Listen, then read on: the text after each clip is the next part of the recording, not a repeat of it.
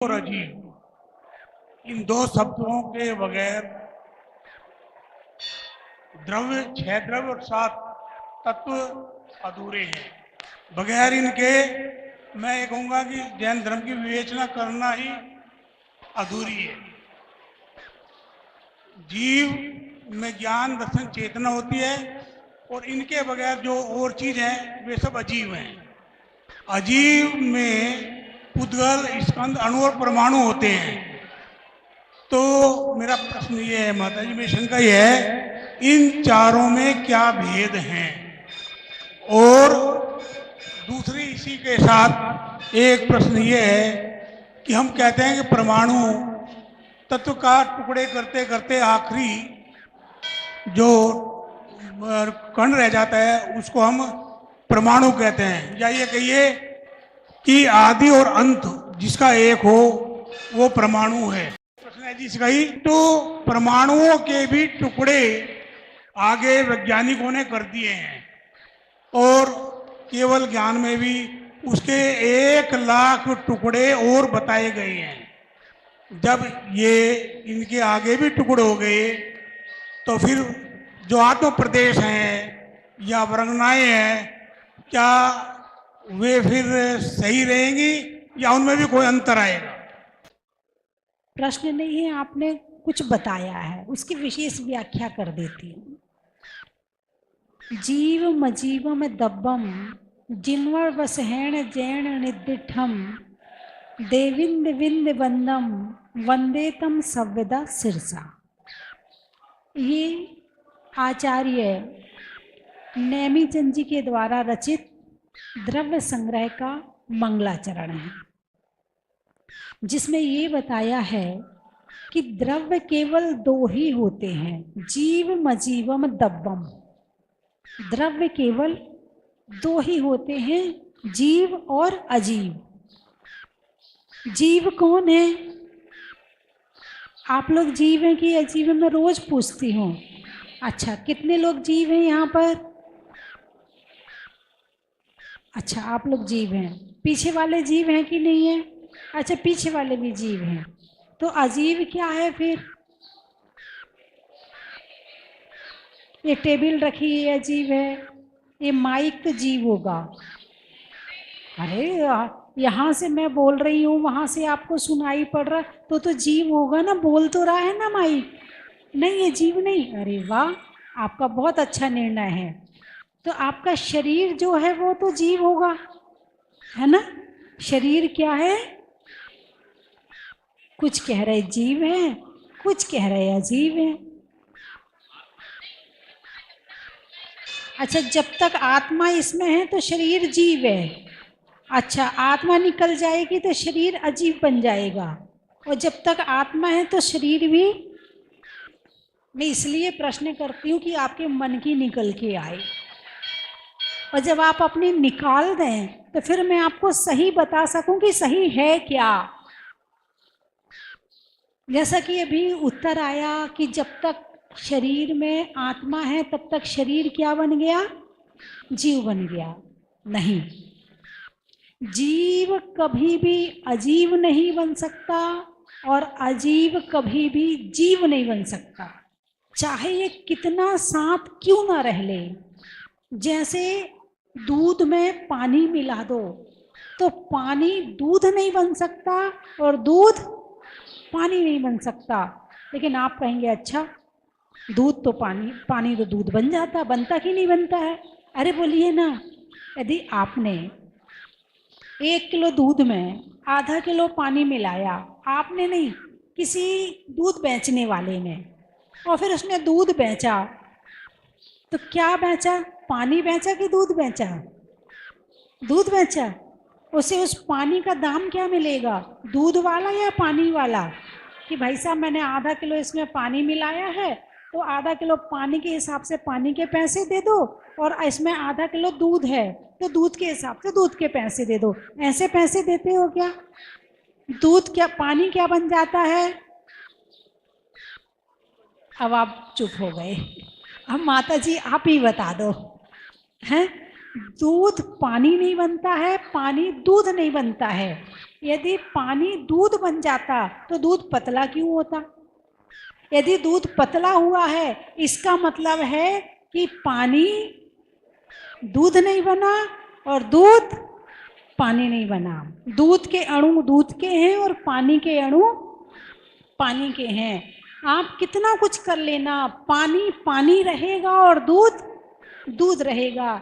ऐसे ये शरीर में आत्मा 100 साल, 200 साल, 500 साल, 1000 साल, करोड़ साल, 10 करोड़ साल भी रह ले तो भी ये आत्मा अजीव नहीं बन सकती और ये शरीर जीव नहीं बन सकता। अभी आपको पता है कि इस पर्वत से 5.5 करोड़ मुनिराज मोक्ष गए हैं। तो मोक्ष जाने का क्या मतलब हुआ? मोक्ष जाने का मतलब है कि आत्मा कर्मों से रहित हो गई, आत्मा शरीर से रहित हो गई, शरीर यही छूट गया और आत्मा मोक्ष चली गई। तो कितने तत्व हुए? जीव और अजीव। जीव मजीवम दब्बम, द्रव्य है ना। जिनवर वसहैण जैन निदिठम, किसने कहा? जिनवर भगवान ने कहा है। तो और कैसे जिनवर भगवान ने कहा? देविंद विंद वंदम, जिनकी वंदना देवों के इंद्र करते हैं। जो देवता होते हैं उनका जो इंद्र होता है, राजा होता है, वो जिनकी वंदना करता है, ऐसे भगवान ने कहा है। क्या कहा है? द्रव्य 2 होते हैं, तत्व केवल 2 ही होते हैं। कौन कौन से? जीव और अजीव। अब इनके भेद करो। तो जीव के भेद करोगे तो भाई जीव यदि शुद्ध नय से देखा जाए तो सारी आत्मा एक सी है, ठीक है। फिर अशुद्ध नय से, व्यवहार नय से फिर जीव के भेद करो तो 2 भेद होंगे। कौन कौन से? मुक्त और संसारी, ठीक है। अब मुक्त के भेद नहीं हो सकते, मुक्त एक ही तरह के हैं, 8 कर्मों से रहित। अब संसारी के भेद करो तो 5 प्रकार के। कितने प्रकार के? 1 इंद्री, 2 इंद्री, 3 इंद्री, 4 इंद्री, 5 इंद्री। नहीं, अभी और भेद करने पड़ेंगे। 2 भेद, त्रस और स्थावर। त्रस में आ जाएंगे 2 इंद्री से 5 इंद्री और स्थावर में आ जाएंगे जो अभी बताए हैं 1 इंद्री, 5 प्रकार के, ठीक है। अब और भेद करो तो 4 गति, देव, नरक, मनुष्य और त्रियंच। फिर और भेद करो तो 84 लाख योनियां। ये जीव के भेद व्यवहार में से संसारी के हिसाब से हैं, वैसे जीव का कोई भेद नहीं हो सकता है। अच्छा, अब अजीव के भेद करो तो इसमें फिर आ जाएगा जो है, जो द्रव्य हैं 6 हैं द्रव्य। कितने हैं? 6 द्रव्य हैं। कौन कौन से? जीव, पुद्गल, धर्म, अधर्म, आकाश और काल। तो इसमें से जीव चेतनमय है ना। चेतन किसे कहते हैं?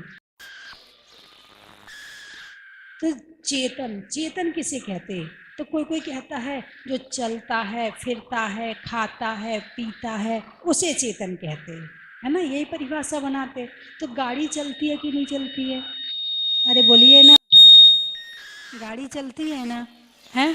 गाड़ी खाती है कि नहीं खाती है? क्या खाती है? क्या बात है, आप बड़े होशियार हैं।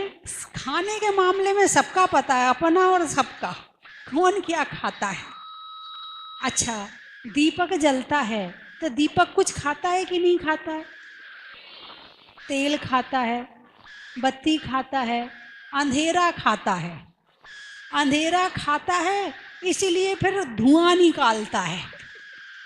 जो खाएगा वही तो निकालेगा। धुएं का रंग कौन सा है? काला। और अंधेरे का रंग कौन सा है? तो जो खाया वही निकाला। तो चेतन, जैसे गाड़ी है, आपने स्टार्ट करी तो पेट्रोल खाना शुरू कर देगी। आप गाड़ी को चाहे पीछे ले जाओ, चाहे आगे ले जाओ, चाहे स्टार्ट करके खड़े रखो, गाड़ी चालू हो गई, अब पेट्रोल खा रही है। लेकिन यदि गाड़ी को आपने बंद कर दिया तब भी पेट्रोल खाएगी क्या? अरे बोलिए ना, नहीं खाएगी। अच्छा, आदमी रात को खाता है और सुबह सो के उठता है, तो पेट में कुछ बचता है या जो खाया था वो रहता है या नमो से धाड़म हो जाता है? अरे बोलिए ना, रात भर में क्या हुआ, कहाँ गया? गाड़ी को बंद कर दिया तो रात में जितना पेट्रोल आपने छोड़ा था सुबह उतना ही मिलेगा, उससे कम नहीं होगा। और आपने पेट्रोल खाया और सुबह उठे तो साफ, इसका मतलब आपकी गाड़ी स्टार्ट थी। आप भले सो रहे थे लेकिन गाड़ी बंद नहीं थी। इसका नाम है चेतना। क्या नाम है इसका? चेतना। जो हमेशा जागृत रहता है, हमेशा चेतनमय रहता है, जो कभी मरता नहीं है, जिसको स्टार्ट ना किया जाए और बंद ना किया जाए, जो हमेशा स्टार्ट रहता है, उसका नाम है चेतन। जीव किसे कहते हैं? जो जीता था, जीता है, जिएगा, उसे कहते हैं जीव। और शरीर हमेशा से जी रहा था क्या ये? नहीं ना। तो जो इसके अंदर है वो मैं हूं। जो दिख रहा है, जो पकड़ में आ रहा है, वो मैं नहीं हूं।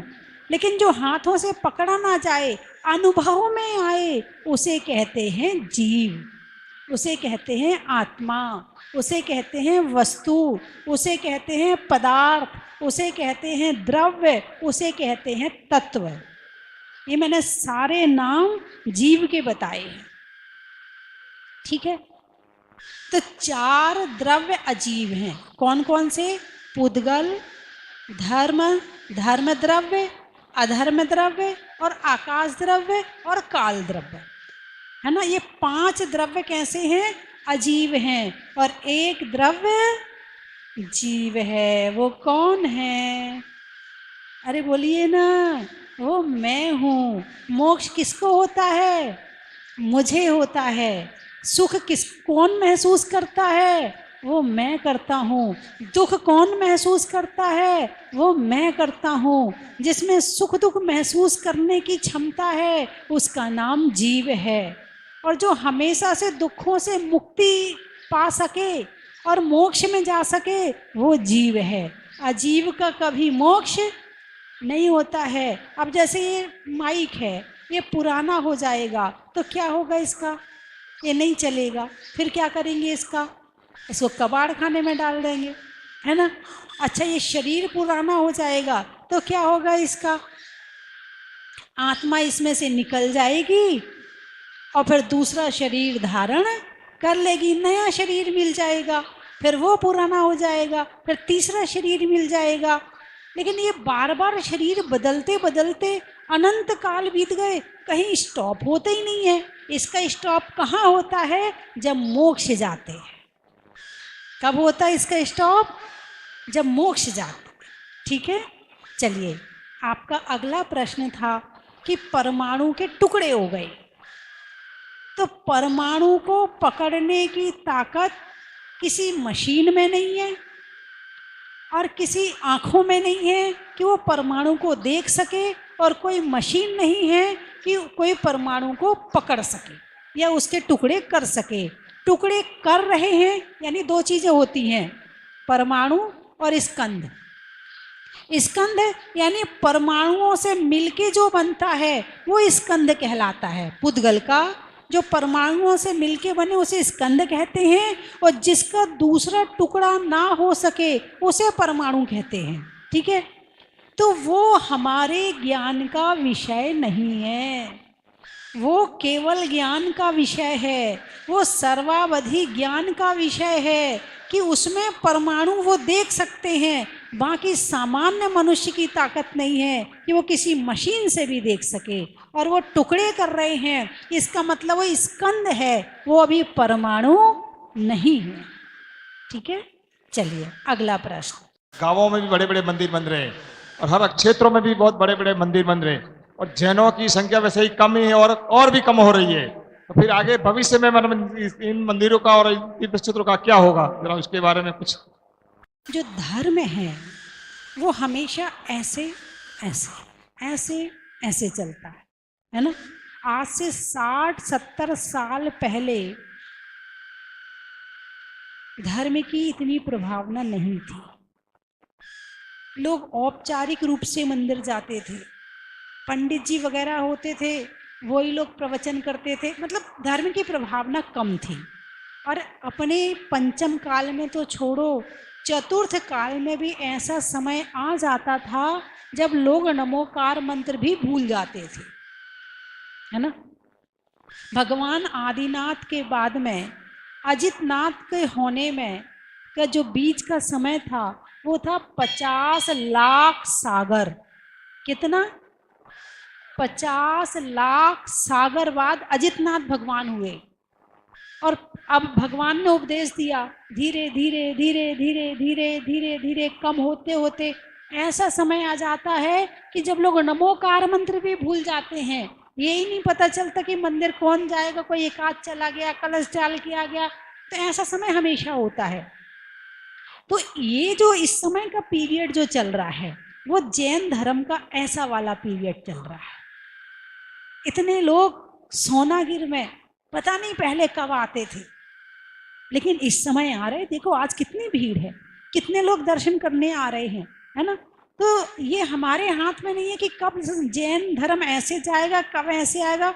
हमारा काम है कि हम जिन धर्म की प्रभावना के लिए, जिन संस्कृति की रक्षा के लिए ऐसे स्तंभ तैयार करके जाएं जो आने वाले समय में हमारी पीढ़ी उसको देखकर ये याद कर ले कि हाँ ये जैन धर्म है।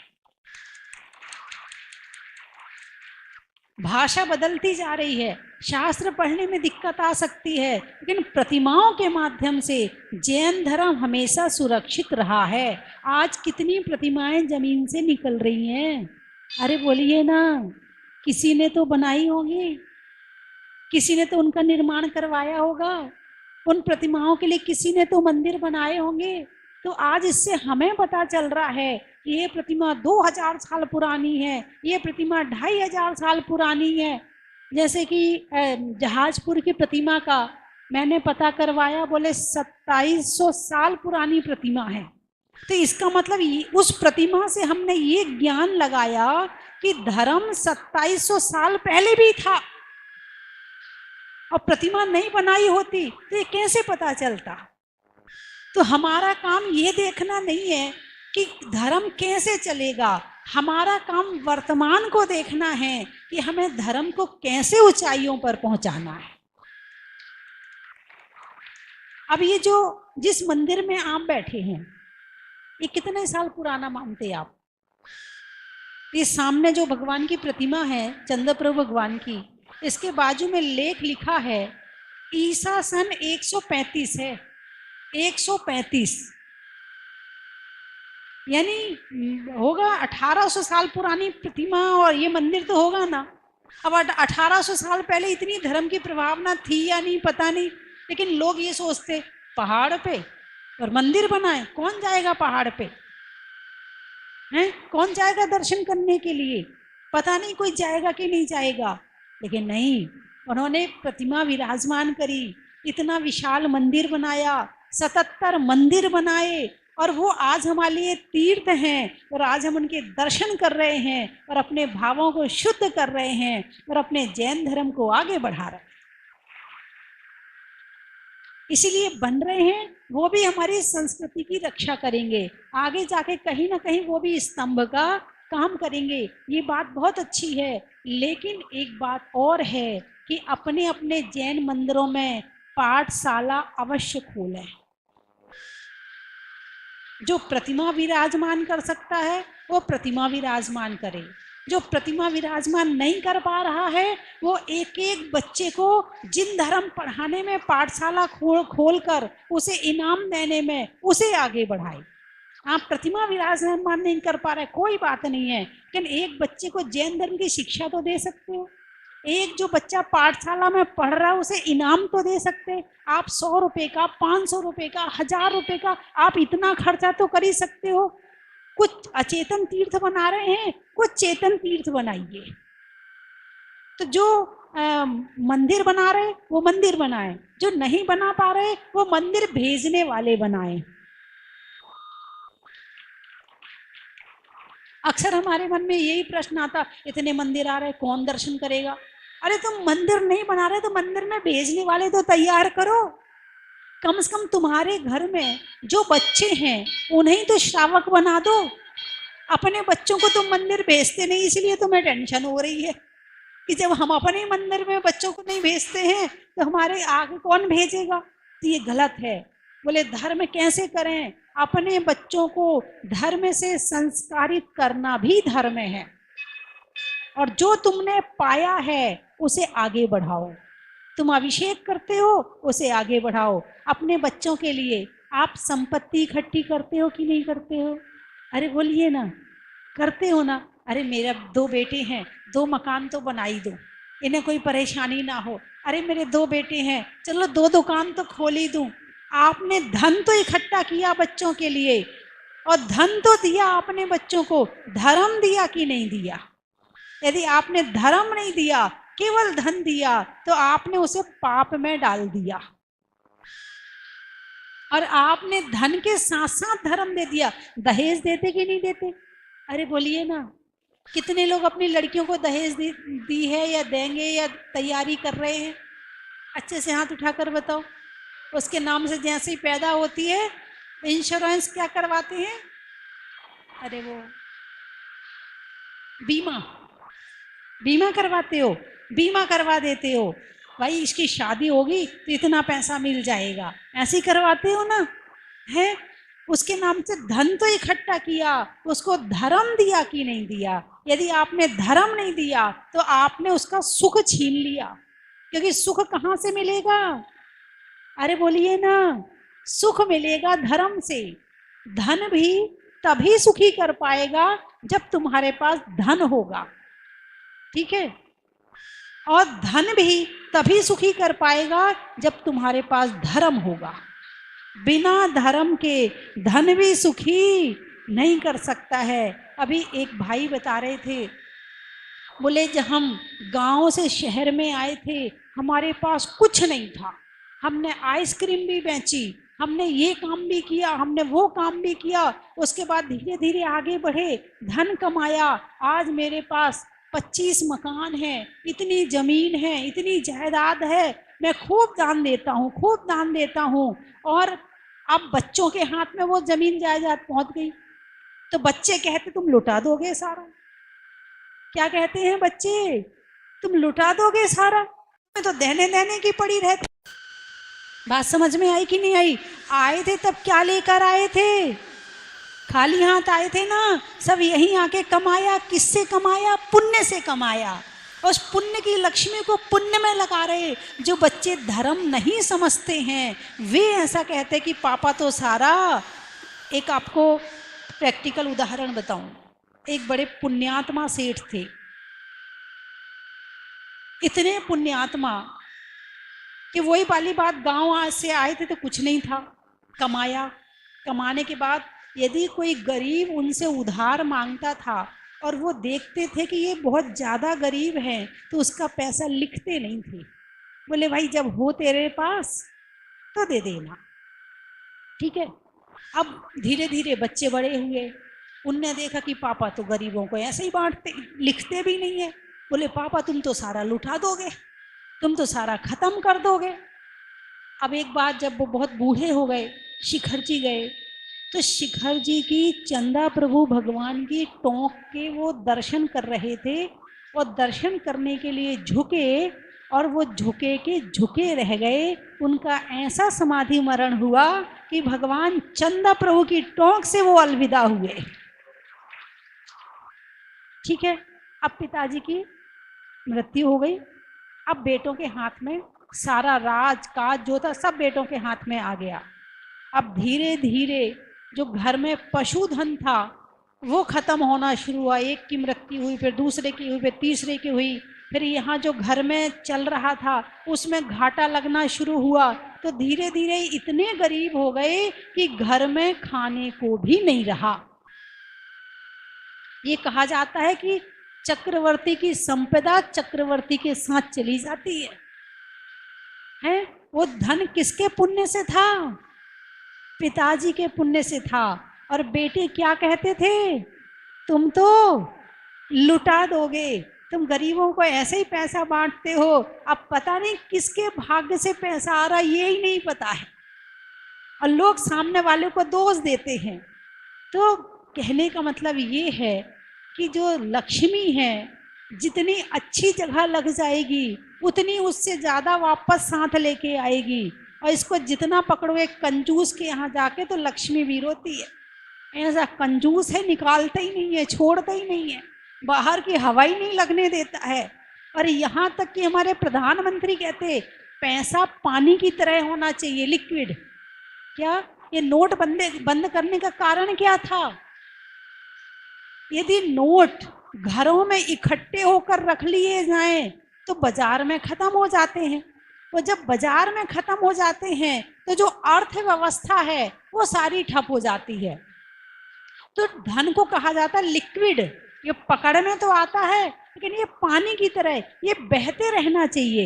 ये बहते रहता है तो देश की अर्थव्यवस्था सही चलती है, और जहाँ ये इकट्ठी हो जाती है वहीं सारी अर्थव्यवस्था खराब हो जाती है। इसलिए फिर नोटबंदी करनी पड़ती है, फिर लोग प्रधानमंत्री को दोष देते हैं। बताओ, उन्हें ये नहीं समझ में आता है कि बंद क्यों करनी पड़ी, कि तुम्हारे घर का धन निकले और बाजार में आए और बाजार में घूमे, और जब घूमेगा तो ये सही रहेगा।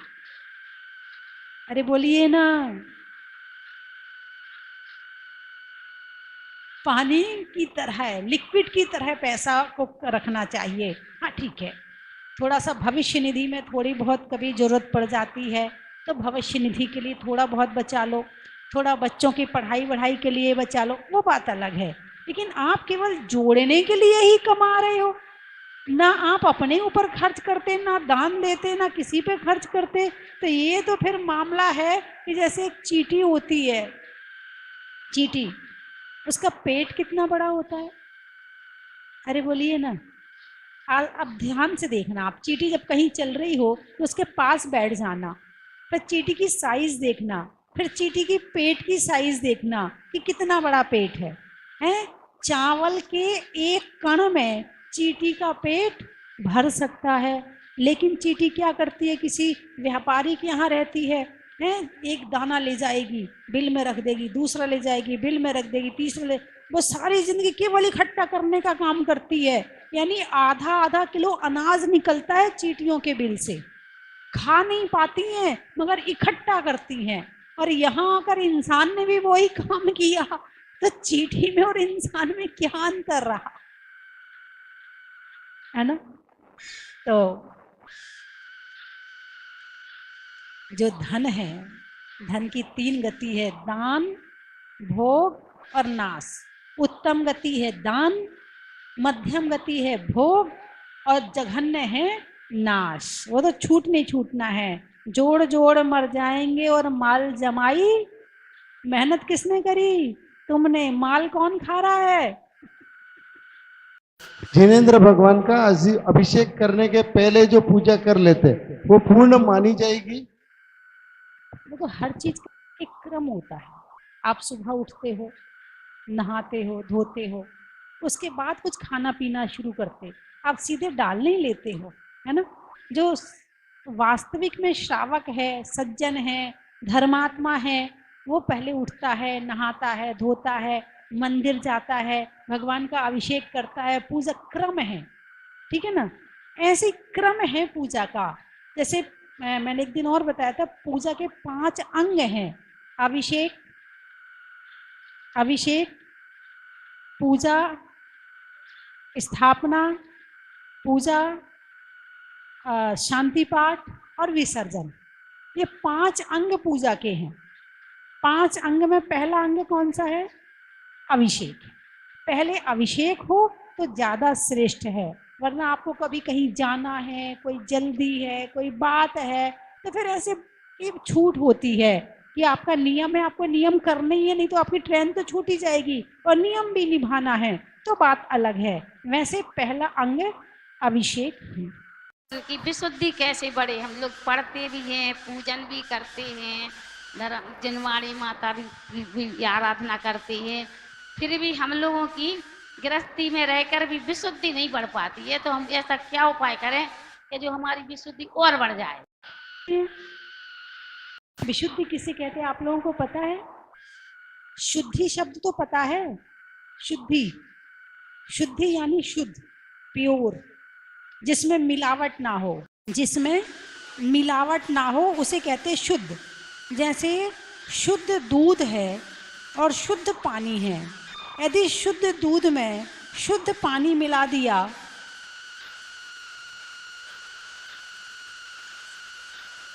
अरे बोलिए ना अशुद्ध हुआ कि शुद्ध हुआ? नहीं नहीं, दूध भी शुद्ध है, पानी भी शुद्ध है, तब तो दूध शुद्ध रहा ना।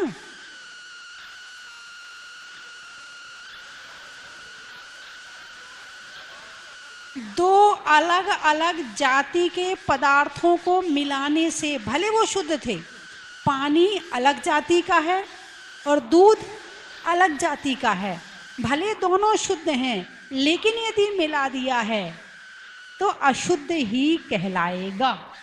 ठीक है। अब जीव अलग जाति का है और पुद्गल अलग जाति का है। ठीक है। जीव की जाति अलग है और पुद्गल की जाति अलग है। एक चेतन है और एक अचेतन है। जब चेतन में अचेतन आ जाता है तो अशुद्ध हो गया। हुआ कि नहीं हुआ? हमारे विचार कैसे हैं? क्रोध के विचार कैसे हैं? अशुद्ध हैं। मान के विचार कैसे हैं? मायाचारी लोभ क्या है? अशुद्ध है। हिंसा, झूठ, चोरी, कुशील, परिग्रह क्या है? अशुद्ध है। राग, द्वेष, मोह क्या है? अशुद्ध है। तो जब ये अशुद्ध भाव आत्मा में आ जाते हैं, मिल जाते हैं, तो हमारे भाव, हमारी आत्मा अशुद्ध हो जाती है। तो इनसे कैसे बचें? किससे? कषायों से, पापों से, राग, द्वेष, मोह से बचने का नाम है विशुद्धि। किसे कहते हैं विशुद्धि? कषाय, पाप, राग, द्वेष, मोह से रहित जो भाव हैं उसका नाम है विशुद्धि। जैसे आप पूजा कर रहे हैं और पूजा में तल्लीन हैं, भाव बिल्कुल स्थिर हैं, भगवान के चरणों में है, विचार बिल्कुल उसी में ही लगे हुए हैं, मन कहीं नहीं भाग रहा है, इसका मतलब विशुद्धि चल रही है। ना कषाय में है, ना पाप में है, ना राग द्वेष मोह है, ना घर की मोह माया में है, ना दुकान में, कहीं नहीं है भाव। भगवान के सामने खड़े हैं, बिल्कुल भगवान का चिंतन कर रहे हैं, उनके गुणों का चिंतन कर रहे हैं, या पूजा कर रहे हैं, या ध्यान से जाप कर रहे हैं, या ध्यान कर रहे हैं, तो उस समय जो भाव होते हैं उसका नाम है विशुद्धि।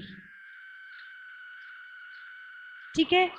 तो विशुद्धि, अशुद्धि को दूर करने के लिए विशुद्धि चाहिए। अशुद्धि को दूर करने के लिए विशुद्धि चाहिए। तो विशुद्धि को पाने के लिए ऐसे जनों का चिंतन करना पड़ेगा, ऐसी आत्मा को याद करना पड़ेगा जो पूर्ण रूप से शुद्ध हो चुकी है, और वो है हमारे भगवान। कैसे हैं? हाँ, पूर्ण रूप से शुद्ध हैं। कहीं उनके सर्व कर्म खत्म हो गए हैं, राग द्वेष मोह खत्म हो गया है, चारों कषाय खत्म हो गई हैं, पांचों पाप खत्म हो गए हैं, आत्मा बिल्कुल शुद्ध हो गई है। और ऐसे शुद्ध भगवान का, उनके गुणों का जब हम चिंतन करते हैं तो हमारा मन, हमारी आत्मा भी विशुद्ध हो जाती है। अब अम्मा जी कह रही हैं कि हम पूजा भी करते हैं, पाठ भी करते हैं, माला भी फेरते हैं, मंदिर भी जाते हैं, फिर भी मन शुद्ध नहीं होता है ना? अच्छा, ये बताओ, जब आप नोट गिनते हो तब आपको कोई याद आती है क्या? किसी वस्तु की याद आती है क्या? कोई टेंशन वेंशन सताती है कि जिस समय आप नोट गिनते हो? नहीं सताती है। नोट पूरे मन से गिनते हो, पूरी एकाग्रता के साथ गिनते हो। अच्छा, जब आप अपने बेटे से बात करते, कोई पूना में रह रहा, कोई अमेरिका में रह रहा है, और जब अपने बेटे से बात करते हो तो मन कहीं भागता है क्या? अरे बोलिए ना, नहीं भागता है। अच्छा, जब अपने काम से फ्री होके और अपनी पड़ोसन के यहाँ पंचायत करने जाते हो और वहां बैठकर फिर सबका निरीक्षण, परीक्षण, निंदा, बुराई, चुगली चलती है, उस समय मन कहीं भागता है क्या? नहीं भागता। ओ हो। अच्छा, जिस समय आप अपने पसंद का सीरियल देखते हो उस समय मन कहीं भागता है क्या? नहीं भागता। अच्छा, जिस समय आप राजनीति की चर्चा करते हो उस समय मन कहीं भागता है क्या? नहीं भागता है। और जब माला फेरते हो और जब पूजा करते हो, इसका थोड़ा बेस बढ़ाओ, जब पूजा करते हो भाग जाता है। हैं? मतलब पाप के काम तो ध्यान से किए जाते हैं और भगवान की भक्ति के और विशुद्धि के काम टेंशन के साथ किए जाते हैं। इसका मतलब उन कामों का अभ्यास है मगर इन काम का अभ्यास नहीं है।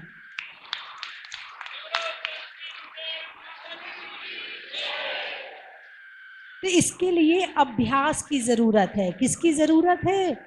आप प्रतिदिन भगवान के सामने खड़े होके 9 बार नमोकार मंत्र ध्यान से पढ़ो। नमो अरिहंताड़म, अरिहंतों को नमस्कारो, नमो सिद्धाड़म, सिद्धों को नमस्कारो। ऐसे 9 बार का अभ्यास बनाओ, फिर 27 बार का बनाओ, फिर 52 बार का बनाओ, फिर 108 54 बार का, फिर 108 बार, और ऐसे ध्यान करते करते करते करते करते करते जब ये अंदर से कनेक्ट होने लगेंगे ना, ध्यान का मतलब है अंदर से कनेक्ट होना। क्या? ध्यान का मतलब तो है कनेक्ट होना, चाहे तुम किसी से भी हो रहे हो। तो अशुभ ध्यान और शुभ ध्यान, शुभ ध्यान यानी विशुद्धि और अशुभ ध्यान यानी अशुद्धि।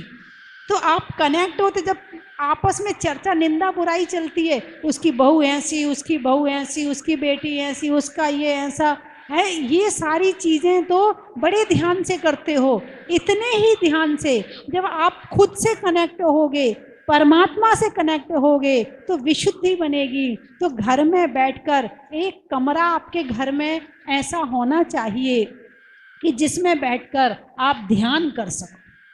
है कि नहीं आपके घर में वैसा कमरा?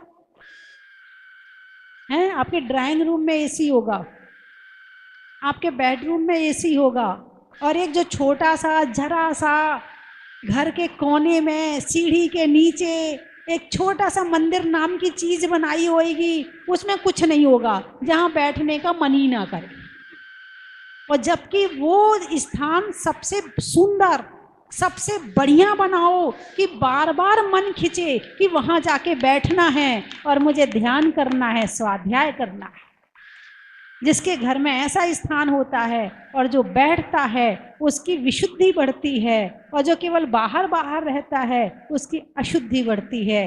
विशुद्धि से पुण्य का बंध होता है और अशुद्धि से पाप का बंध होता है। अब आप देख लीजिए कि आपने अपने घर में कौन सा वाला स्थान बढ़िया बनाया है। ठीक है? बोलो जहाजपुर बिडेता स्वस्ति भूषण माता जी की। माता जी, मैं अपना प्रश्न पूछने से पहले एक बात बताना चाहूँगा कि जब मैं जहाजपुर गया था और आपके दर्शन किए थे, और मैं सच कह रहा हूँ क्योंकि मैं संयोगों में और चमत्कार में अंतर समझता हूँ।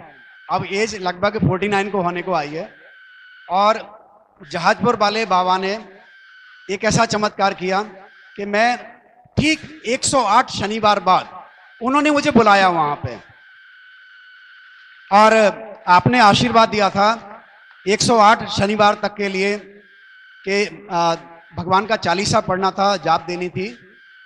अब मैं सोचता था कि यहाँ पे मैं क्यों आऊँगा, क्योंकि मैं ग्वालियर का रहने वाला हूँ। माता जी, मैं मुनि बिहार से जुड़ा हुआ, मुनि बिहार करवाता हूँ, और मैंने सोचा कि इतना दूर, मैं वहाँ अपनी साली की शादी में गया हुआ था, देवली पास में पड़ता है, तो मैंने सोचा कि पता नहीं कब का कब आना होगा। तो आपने कहा था कि कोई बात नहीं, मैंने आपको ये समस्या बताई थी, आपने कहा जब भी आए ये राशि एक तरफ रख लीजिए और जब भी आना हो। तो मैंने सोच लिया था कि मैं आऊँगा, लेकिन माता जी विश्वास करिए, जब 108वां शनिवार होना था उसके एक दिन पहले वाले शुक्रवार को मेरे पास कोटा से फोन आता है किसी रिलेटिव का कि ये प्रोग्राम है, वो आपको आना ही है, कोई इवेंट बट नहीं, आपको आना है।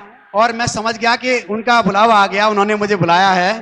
तो एक बार मुनि सुब्रतनाथ भगवान की जयकारा बोलेंगे। बोलो जहाजपुर वाले मुनि सुब्रतनाथ भगवान की, बोलो जहाजपुर प्रणेता स्वस्ति भूषण माता जी की। तो माता जी, तो मैंने साक्षात चमत्कार देखा है आपके चरणों में बारंबार बदनामी करते हुए। कितने चमत्कारी जहाजपुर के मुनि सूरतनाथ भगवान हैं, जैसा आप बता रहे हैं। तो वहाँ मैंने एक, क्योंकि देखो भक्त के पास में गृहस्थी संबंधी कोई ना कोई कष्ट तो रहता ही है ना। तो हर शनिवार को चालीसा पढ़ना और 100 रुपये निकालना, ये मैंने इन्हें बताया था।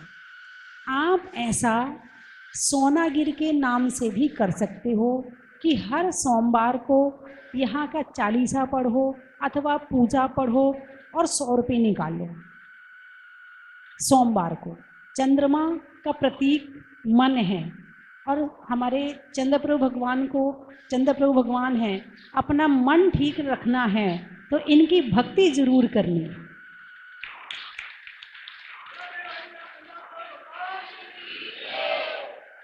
और आप जो 108 सोमवार जो आप राशि निकालोगे, वो राशि आपकी प्रतिमा विराजमान उससे हो सकती कि नहीं हो सकती। आपका मन खराब रहता है, आपको टेंशन रहती है, आपको डिप्रेशन है, आपको परेशानी है। चालीसा छपके आने वाला है, अभी आ नहीं पाया है, कुछ दिनों में आ जाएगा। तो आपको डिप्रेशन है, आपके बच्चे का मन चंचल है, आपको किसी तरह का कुछ भी है, आप सोनागिर के चंद्रप्रभु भगवान के नाम से चाहे कोई भी चालीसा पढ़ लें, याद कर लें सोनागिर के चंद्रप्रभु भगवान को और 100 रुपये गुल्लक में निकाल दें सप्ताह में एक बार। यदि आप ऐसा करते हैं तो मानसिक संबंधी जो परेशानी तो बाहर की बाहर रहेगी, दिमाग की परेशानी खत्म हो जाएगी।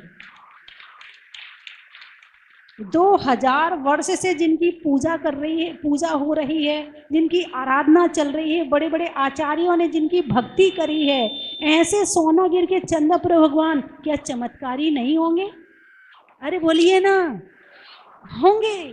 तो आप किसी भी तरह से आप इस तरह का कार्यक्रम, जैसे मैंने वहाँ किया था शनिवार वाला, और हजारों चमत्कार देखे हैं कि शनिवार को उन्होंने चालीसा पढ़ा, 100 रुपये निकाले।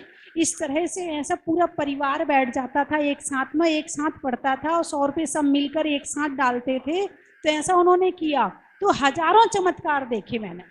और एक बहन जी तो महाराष्ट्र की थी, पूना की थी, वो खुद लेके गई और उनके साथ चमत्कार हुआ, तो वो 25 जनों को और मेंबर बना के लाई। तो इसी प्रकार हमारे सोनागिर के चंद्रप्रभु भगवान भी चमत्कारी हैं। तो आप ऐसा कर सकते हो कि नहीं कर सकते? हर सोमवार को 100 रुपये निकालना। कौन कौन कर सकता है? कई बार चालीसा नहीं पढ़ा जाता, मगर रुपए तो नाम से याद करके एक माला फेर के निकाल दो, मगर निकाल दो। कौन कौन कर सकता है? हाथ उठाओ भाई। हाँ, बहुत बढ़िया। 1 2 3 4 5 6 7 8 9 10 11 12 13 14 15 16। आप नाम लिख लें। अच्छा, आप भी निकालें, बहुत बढ़िया। नरेश जी के लिए भी। हाँ, तो एक बार ताली बजा के स्वागत करें, अपना नाम लिखवा। आत्मा में एक का, मनुष्यों में नेक का, और करने में भगवान के अभिषेक का, लगाने में नारा का, आकाश में तारा का, और करने में भगवान की शांति धारा का, हिंदी में मात्रा का, स्कूल में छात्रा का, आज आपकी सोनागिर की यात्रा का, चलने में पाथ का, मित्रों में साथ का, तीर्थंकरों में मुनि सुव्रत नाथ का, शरीर में कान का, रहने में मकान का, और सोनागिर के चंद्रप्रभु भगवान का। और कहाँ बीना, अनाज में चना का, गर्मी में पना का, आने वालों में बीना का, बांधने में मोली का, रजाई की खोली का, और आने वालों में करौली का, त्रियंच में बिल्ली का, डंडा में गिल्ली का, आने वालों में दिल्ली का, शरीर में सर का, पक्षी में पर का, आने वालों में नरवर का, गुवाहाटी ग्वालियर, सुनने में ईयर का, छोड़ने में बियर का, और आने वालों में ग्वालियर का,